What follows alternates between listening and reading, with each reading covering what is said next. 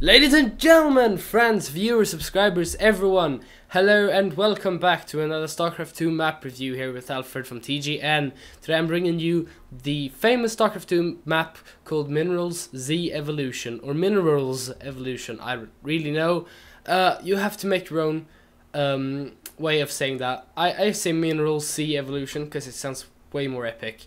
So yeah, let's kick this off. Hope you like it.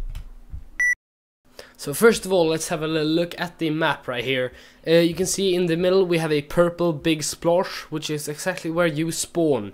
Then you have 4 roads leading in different directions, one up, one down, right and left. You can see right there. We also have all these white spots everywhere on the map. These are rocks that can be salvaged or just destroyed so you can build your buildings and so forth. But be careful, because destroying one of these rocks that you would want to have where it is will cause a lot of trouble, because you can't place them back, and the mobs that you will see later on cannot destroy the rocks. So the rocks are a natural defense against the mobs. So if you destroy a rock that you would want to have there, nah, bad. That will cost you a lot.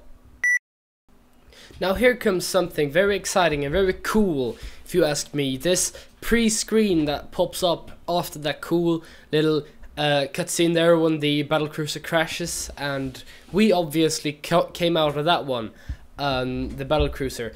You have that skin thing there, which is, you can have a different skin, and it depends on how much you've played the game. As you can see, I have the Stalker, which is the second skin, and it means that I survived 8 waves on hard mode. So it depends on how much you've played the game. You can get different kind of skins for your worker. Specialities are pretty much the same thing. As you progress through the maps, you will get different specialities basically, and the skills, same thing. Color, same thing basically. Then you have the ready button if you turn one part left there, you have the ready button. You have every player in the different colors. You have which level they are. You can see I'm level 3 there. I'm filth, as I'm always. And you can see some guy level 27 and 39 there in the button. Nights, that is basically how many nights you have surrendered or you have survived. As you can see, Teal on the bottom there has survived 115 nights. I've only survived 19 up to this game. Hard modes, how many hard modes you've played? 0 for me there, which is pretty strange because I have the skin, but whatever. Teal has played 12. And then kills, and these save up between the games. So you can see I only have 1,725 creep kills here, or whatever you want to call them, which Teal has a lot. I'm not even gonna try. So between every game, it saves up the amount of kills. And on the left hand side there, at the end, there is just what kind of version you're playing and what mode and how many rocks and all that good stuff. But this is quite a cool mechanic, I feel.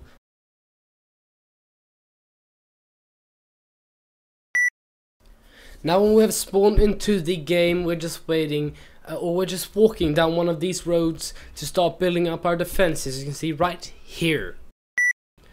Obviously the first thing we do is starting to build up our towers, build up our walls for the first night attack that we will face. The night attacks in the beginning will look pretty much like this. Now let us take a look on the buildings you can build with your builder right here.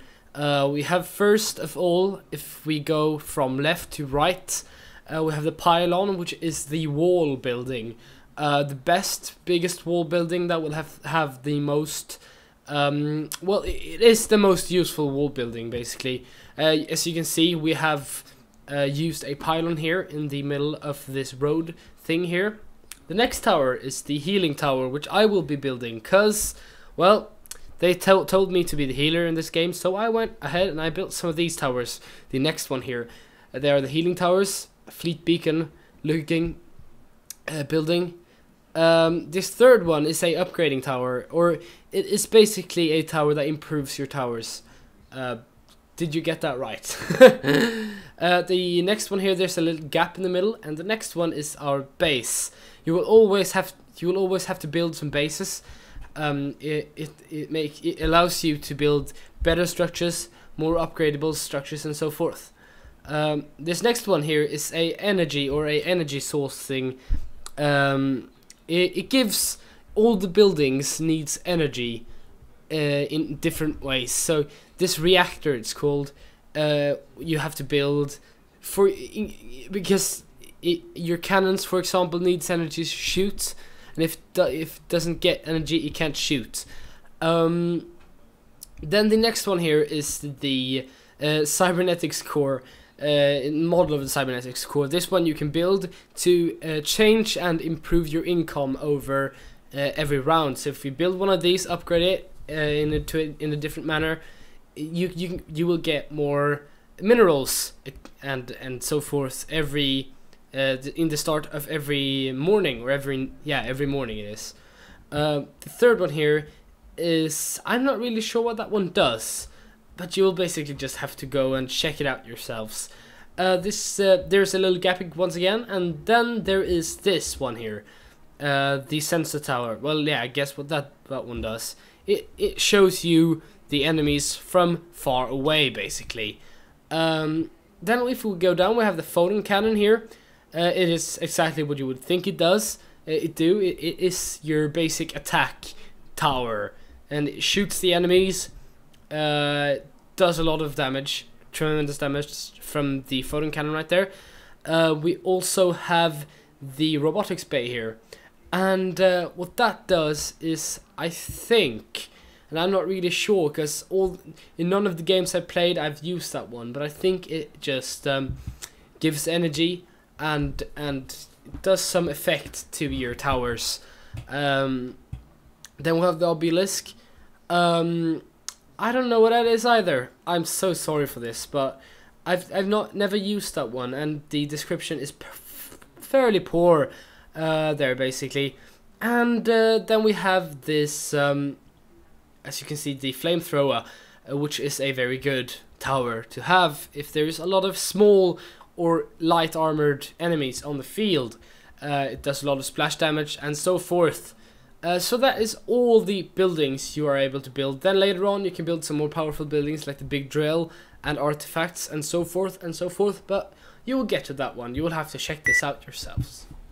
So to the last part of my review here, what is the pros and cons about this map? What do I think about this map, and can I recommend it to you?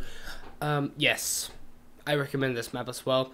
I think it's very enjoyable. It's definitely better than the last map I played, although, let me just tell you this, the enemies were too hard in the last map because that was an April Fool's joke, and basically I fell for it. I fell for the joke, and what's even worse is that I made you fell for it as well, so I'm very sorry for that one. But this one is very enjoyable. I really enjoy this map, and I'll probably keep playing this map on like my free time. So my pros with it is that it is a lot of variety in the game. I like the mechanic with all the rocks that you will have to destroy in order to make room for your buildings and in order to make a good defending position. I like all the different buildings, all the upgrades, all the enemies. I think it is great. But there is something with it. I think it takes way too long to get owned here. Because in all these games it always ends with you losing. Basically, you can't win a lot of these games. In the end, it just gets so hard that you will get completely obliterated, and half of the team's computers will just explode, and they will get kicked off, and you'll be there alone, and you'll basically die. And that is the way all of these maps end, right? But in this map, we could keep on playing, and remember, I'm not very good at this, but we could keep on playing for 2 hours and 5 minutes. And I think that's just ridiculous. I think that if you jump into a map like this, I don't think you want to be stuck there for 2 hours. I think that they should shorten it much more, so that you could be there in like 1 hour, 1 hour and 10 minutes or something, and then you would get owned. And if you were really skilled, you could probably hang on for maybe 2 hours, but then you would have to be really, really good at it. I think that 2 hours and 5 minutes is way too long. I don't want to spend that much time on a map. I felt in the end I was like, what? Like that, and that's the only bad thing. It keeps on forever. So if you don't have 2 hours blank on you, don't start playing the game, but play later when you have time. Overall, a very, very good map. I recommend it. Thumbs up to this map. I would give it a lot of stars. Thank you for watching this, by the way. I think that this is good content. I hope that this is good content for you. I'm spending a lot of time doing these videos, and I hope you like them. And my name has been Alfred. This has been the review of MineralZ Evolution, and I will see you next time. Bye bye. This video is part of the Wave movement, a career path for YouTubers. To learn more, visit tgn.tv. Thank you.